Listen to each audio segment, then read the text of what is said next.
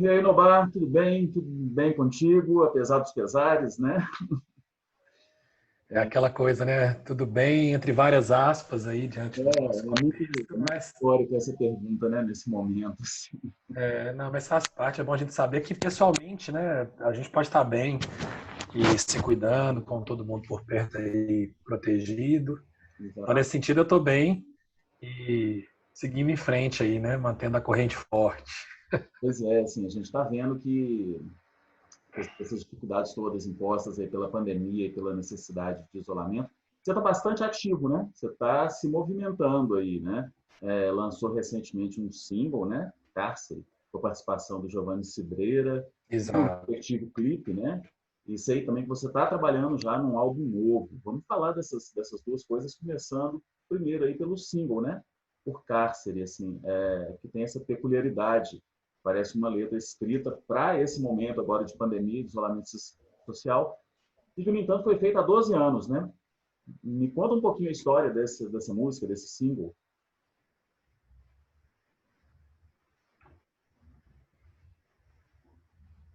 Foi, travou.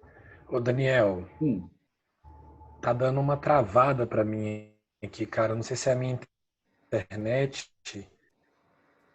é. Tá, Não, travou, é. também Tá travou. dando uma.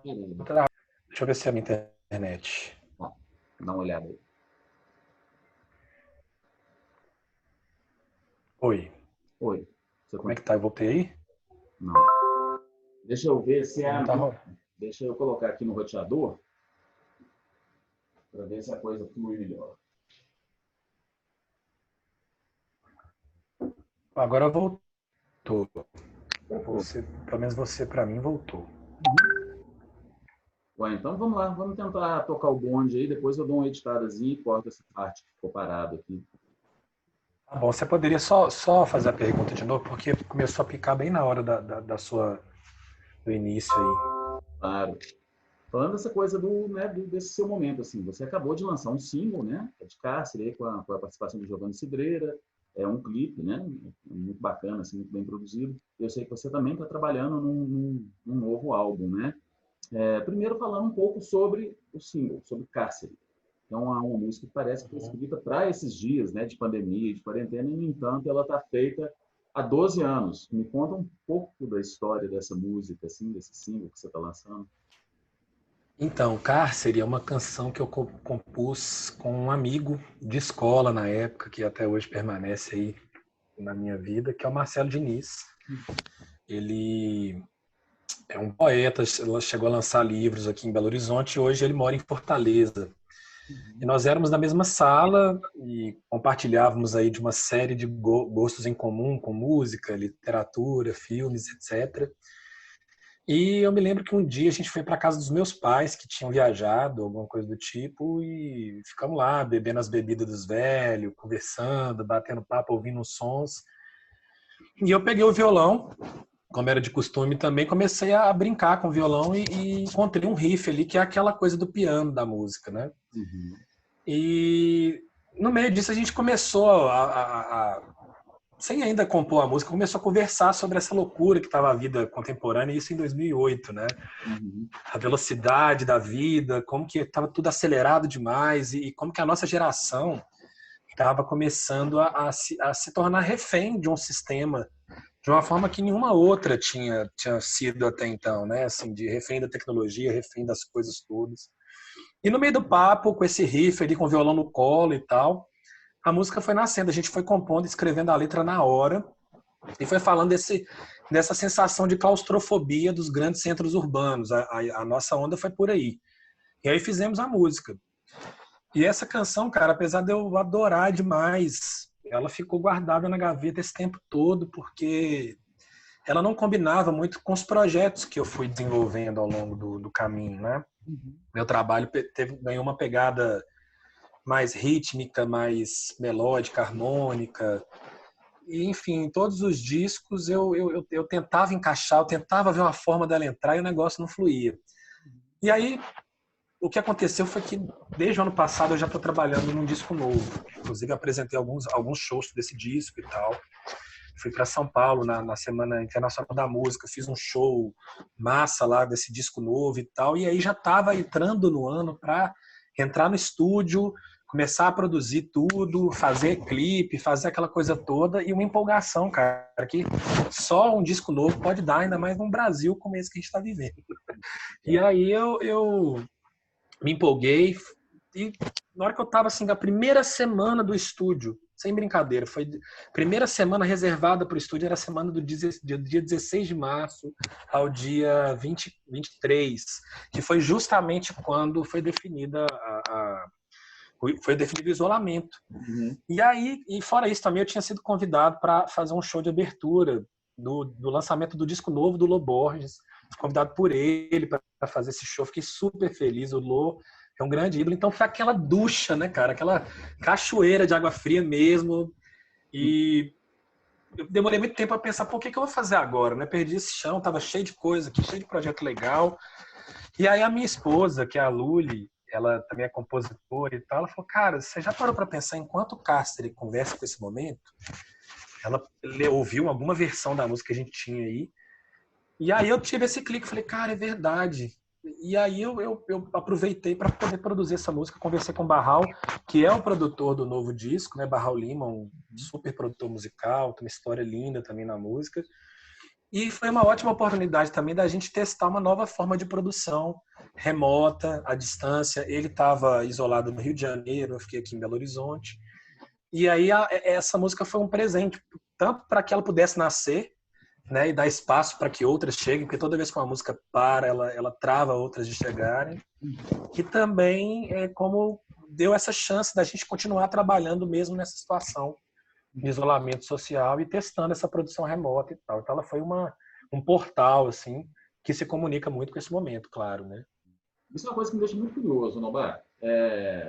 Tanto ali a produção da música quanto do clipe, enfim, a gente vai ver ali a ficha técnica, tem um bocado de gente envolvida, né?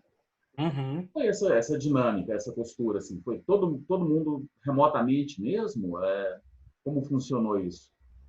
Então, A gravação da música, a gravação do clipe. para a música foi totalmente remota, né? Eu fazia reuniões com o Barral, a gente testava uns instrumentos assim, como a gente está conversando, pensava umas ondas, e ele levava tudo aquilo para um software, né, de produção musical e fazia a música lá e mandava, a gente ia ajustando.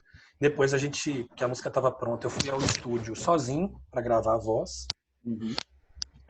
O Giovanni Cidreira pintou assim, de uma forma muito curiosa, porque ele é um cara com quem eu já dividi palco em alguns festivais, né, por aí.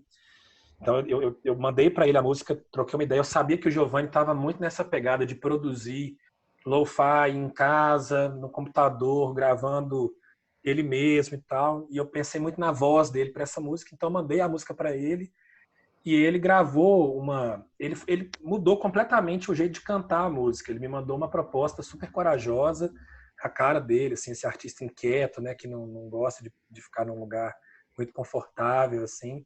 Uhum. E aí ele me mandou pelo WhatsApp a voz e a coisa da gravação da voz dele no WhatsApp deu uma sujeirinha tão bonita que a gente resolveu usar Uhum. até para poder assumir esse momento mesmo, assumir esse caráter. Ele ia para um estúdio, vamos tentar com o que a gente tem, qualquer ideia, deu certo, rolou. O clipe foi um pouco mais complexo, naturalmente, né? Porque a produção audiovisual ela é uma produção muito mais complicada nesse sentido.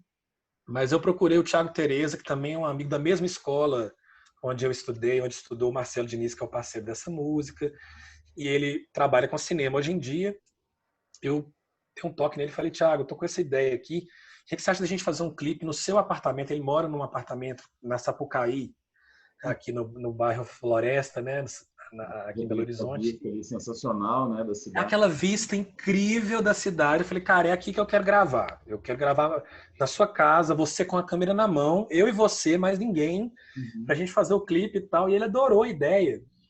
Só que nas pesquisas que ele fez de referência pra gente começar a trabalhar nesse projeto, ele encontrou um clipe japonês tão bonito, tão incrível, que tinha tão a ver com o que a gente queria.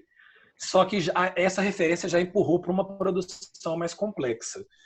Então, já exigiu uma equipe e ele foi conversar com o pessoal da Trem Chique, lá, da produtora do Éder Santos, do Barão Fonseca. E aí a gente foi conversar e é um pessoal de uma super produtora de cinema mesmo. Então, a lógica deles de produção é aquela lógica assim, de multidão de gente, 18 pessoas para cada área, né? A direção de fotografia, 7 pessoas, direção de arte, mas eu não me sei que é assim que a onda do cinema corre, mas a gente vai ter que enxugar isso aí, assim, fazer cinema de guerrilha para fazer a parada rolar, porque é a nossa saúde, a saúde de todo mundo que está ao nosso redor que está em jogo. E aí o que era uma equipe prevista para 40 pessoas virou uma equipe de 6 pessoas. E a gente foi para uma locação ali na Pampulha, na sede da produtora. Eles têm uns escritórios lá que são formados por 2 containers juntos, assim. E lá a gente simulou apartamento, montou um apartamento. Então ficou uma equipe bem menor e a gente tomou todos os cuidados possíveis, né? Fez distância de segurança máxima. Eu fui a única pessoa no set sem máscara, todo mundo com máscara, enfim. E nós também gravamos o clipe em uma diária apenas. A gente pegou uma noite ali do dia 5, das 5 horas da tarde até as 5 horas da manhã, pauleirão, sem parar, sem respirar, para não estender por muitos dias, né, a produção. E já levar para a área técnica, que ali era uma pessoa só que ia conduzir, era muito mais simples.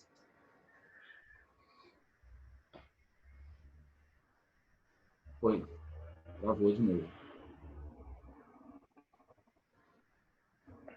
E aí foi dessa. Travou, né? Travou. Voltou. Voltou sua voz. Oi. Ainda está congelada, mas sua voz Para mim você tá rolando aqui. tá rolando. Voltou. Vamos lá. Ah, tá. Vocês mataram Tá rolando? nesse um período aí, né? De 5 a 5, né? Exatamente. Fizemos tudo numa meia diária, assim, né? Para poder otimizar esse tempo, correr menos riscos. E todo mundo ficou de quarentena antes, ficou de quarentena depois, super isolado para dar certo, né? E fizemos assim, foi uma experiência muito estranha. A gente gravou em julho, mas a gente confiava muito na equipe, assim, nesse sentido dos cuidados. Todo mundo estava bastante preocupado consigo mesmo, mas também com pessoas com quem compartilhavam casas e tal. Então, foi uma coisa que deu para fazer, assim, na confiança e na fé. O resultado ficou bem legal, assim. O resultado ficou Massa. bacana. E o disco, né? Você está falando do disco novo. Na verdade, você já estava caminhando com ele, fazendo shows, enfim, com o repertório do álbum, mas que com a chegada da pandemia a coisa meio que paralisou. Em que pé que tá? Isso. Então, agora a gente está produzindo o disco também nesse sistema de quarentena, né? Estamos gravando no estúdio da Ultra Music ali no Bar Cruzeiro, tentando levar uma sessão por mês para poder ter um fluxo menor de músicos e musicistas e tal. Estamos gravando, tá um processo muito bonito. É um disco muito complexo, assim, no sentido de uma instrumentação muito ampla, muita coisa para gravar, muitas participações e musicistas daqui de Belo Horizonte, de fora de Belo Horizonte. Então a gente está usando muita tecnologia como amiga nesse momento para ir sentindo as camadas, entender como é que esse trabalho está caminhando. Então, por exemplo, um violão de uma música, sabe? E deixa ali por um mês, depois volta, grava uma outra coisa, um piano. Esses dias eu fui pro estúdio para gravar uma guitarra portuguesa, assim. Botei a guitarra portuguesa. Aí você não ouve tudo, né? Você vai aos poucos ouvindo o trem ganhar forma, ganhar corpo, ver o que você tira, o que você... É um disco muito especial para mim, assim, porque é um disco com canções que algumas mais antigas, outras bem novas, a maioria bem novas, mas que traz um espírito que há muito tempo eu queria trabalhar, sabe, assim, de uma energia, de um discurso, um pouco mais otimista, um pouco mais botando um pouco mais se jogando na disputa dos novos significados que o futuro tem como possíveis, né? Numa transição de mundos, assim, eu sinto isso.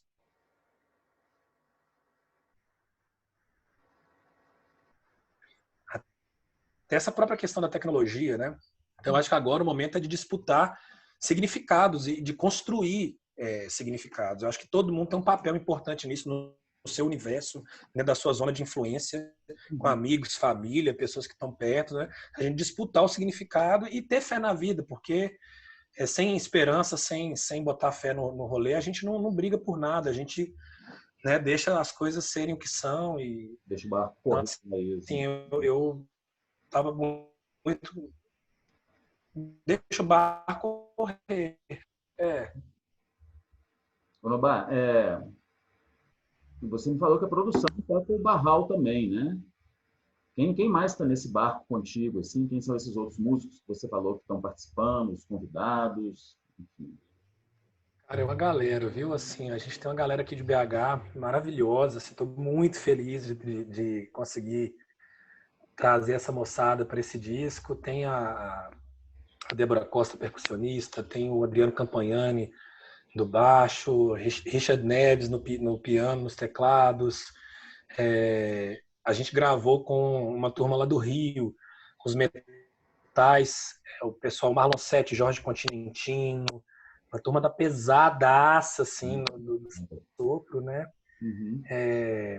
O próprio Barral gravou uns contrabaixos acústicos com arco e tal.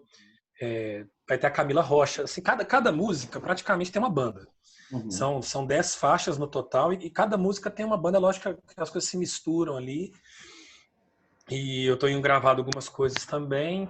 A gente está chegando na fase final da gravação dos instrumentos. A gente vai acrescentar umas coisas eletrônicas também no disco.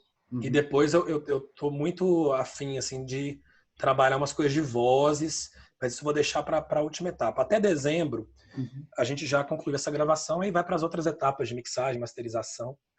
E o Léo Pires também está no disco, o Fernando Feijão, os bateristas aí da cidade, maravilhosos.